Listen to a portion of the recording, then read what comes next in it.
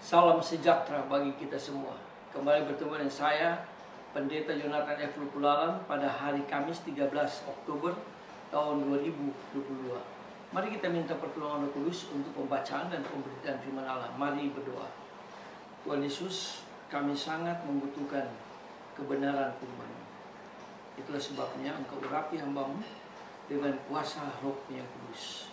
Demikian juga dengan para pendengar, Tuhan juga mengurapi dengan kuasa Roh Kudus-Mu dan memberikan penerangan daripada Roh Kudus. Berfirmanlah karena kami sudah siap untuk mendengarkan firman-Mu.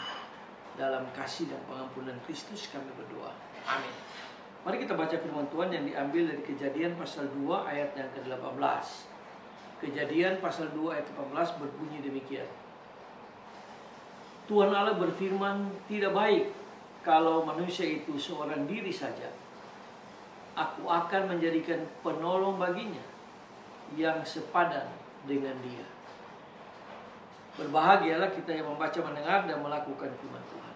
Tema kita pada hari ini adalah istri sebagai penolong suami. Nah, saudara-saudara yang saya kasih dalam Tuhan Kristus, Tuhan tidak menciptakan dan membiarkan manusia seorang diri saja.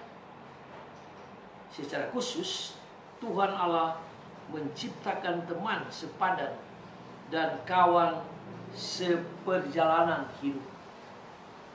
Dalam kitab Kejadian menyebutnya sebagai penolong baginya yang sepadan dengan dia. Penolong yang sepadan itu diciptakan Tuhan Allah dari manusia itu sendiri, yang berkata begini, tulang dari tulangku, daging dari dagingku.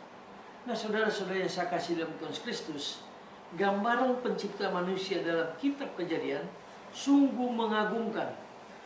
Laki-laki dan perempuan awalnya diciptakan sepadan untuk saling memberikan pertolongan.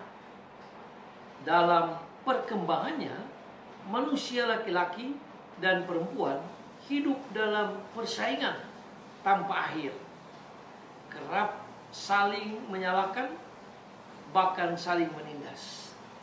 Itulah sebabnya muncul Komnas Wanita dan Komnas HAM. Kenapa? Karena laki-laki dan perempuan seringkali saling bersaing, bahkan satu sama lain saling menindas. Nah, saudara-saudara yang saya kasih dalam Tuhan Kristus, bahkan hal itu terjadi juga dalam keluarga antara suami dan istri. Dalam keluarga yang selalu menjalin relasi dengan Tuhan, perceraian adalah kenyataan yang sukar.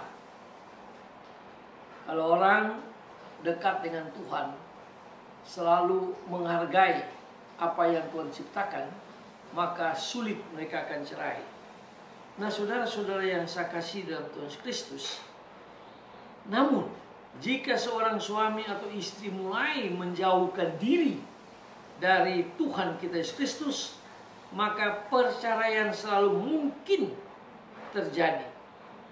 Nah, saudara-saudara yang saya kasih dalam Tuhan Kristus, hanya dalam Tuhan Kristus, hanya dalam Tuhan kita Yesus Kristus, seorang perempuan dan laki-laki atau suami istri akan menjadi sepasang ciptaan yang berkarya, yang saling menolong. Itulah sebabnya, hai istri-istri, kasihilah suamimu. Demikian juga, hai suami-suami, kasihilah istrimu, supaya terjadilah hubungan yang harmonis sampai maut yang memisahkannya.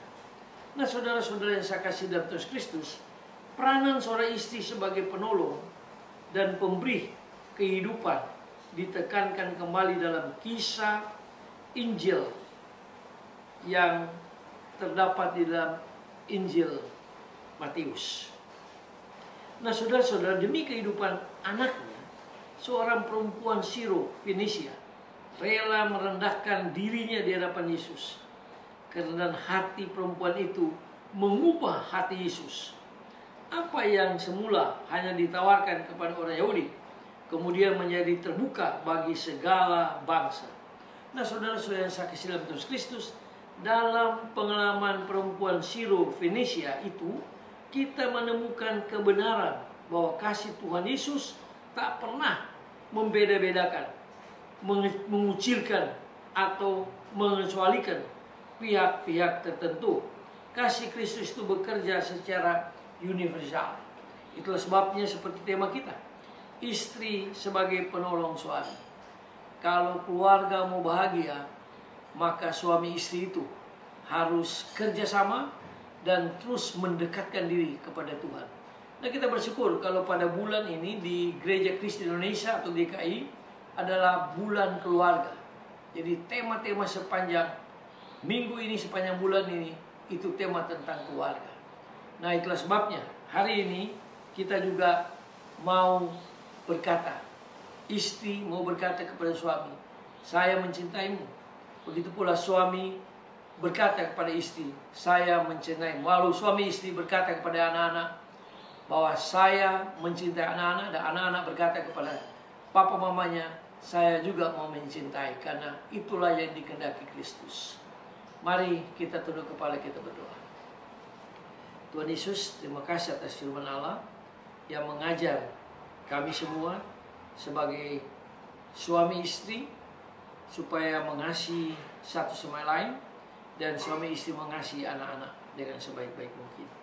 Ampuni kami Tuhan jikalau kami kurang mengasihi istri dan kurang mengasihi suami, bahkan kurang mengasihi anak-anak. Dalam nama Tuhan Yesus, biar Roh Kudus tolong kami supaya kami melaksanakan firman Tuhan yang diajarkan Yesus, saling mengasihi satu sama lain. Dalam nama Yesus kami berdoa, amin. Sampai kita berjumpa di kesempatan yang lain.